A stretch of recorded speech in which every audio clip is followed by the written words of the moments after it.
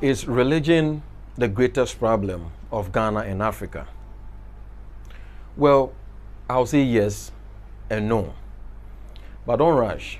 It depends on the context or the perspective that you are coming from. Let me start with the issue of no.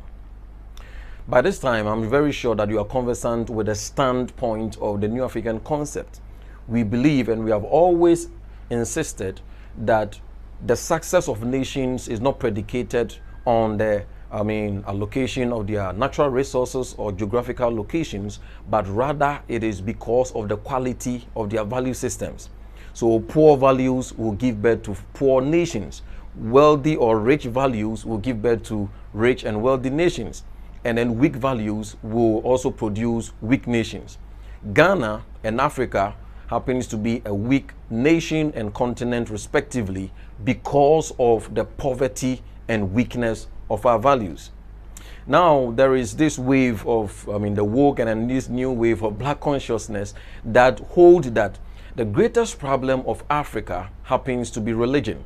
And when they talk of religion, they are focusing their lasers on Christianity and then also in most cases also with Islam. And that is what we want to see. I am saying that it is a no. Religion is not necessarily the very cause of Africa's predicament, because though religion has contributed in one way or the other, which I'll come to that very briefly, but what we must understand is that the weakness of our values predated even the white invasion. Prior to the coming of the white man, that is the Portuguese in 1471, we must be careful not to create a notion that or a misconception that Ghana and Africa, we were living in a heaven and then the white man brought hell to us. No. Before even the white man came, we were making slaves out of ourselves. Before the white man came, we were divisive. We were having tribal tensions. There was no single unity.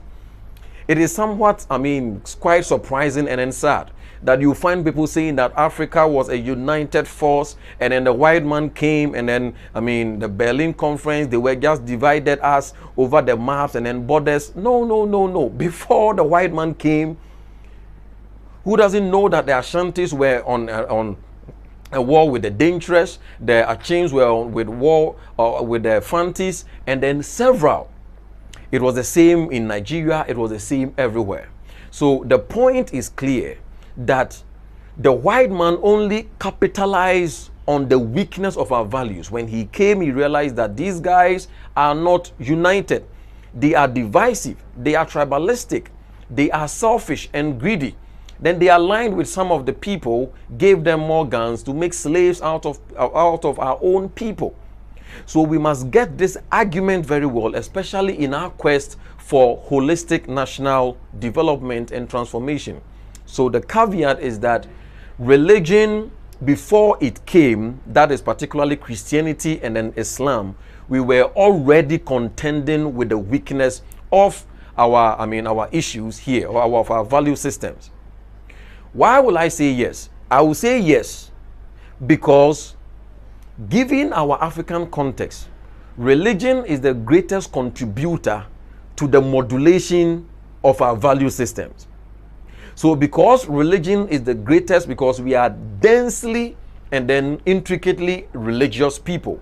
So because religion happens to be the greatest contributor to the subject of value systems modulation, it must be said at this time that Christianity, Islam, as it has been practiced in Africa, and then our indigenous culture, that is our indigenous African traditional religion, all these three religions, we must accept that they have failed in giving us a progressive set of values.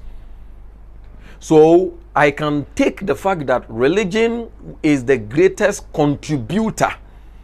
So if we are saying that religion is the greatest cause of Africa's predicament, then we are coming from the angle that religion is the greatest contributor to the value system modulation, and hence if it is weakened, then we must blame religion. However, even before the coming of religion, we must know that I mean, we had already had the weakness of our value systems. Is religion, therefore, the root cause of Ghana's and Africa's problem? No, it is the weakness of our indigenous culture. Yes, because religion is the greatest contributor as far as value system modulation in the African context is concerned. Thank you.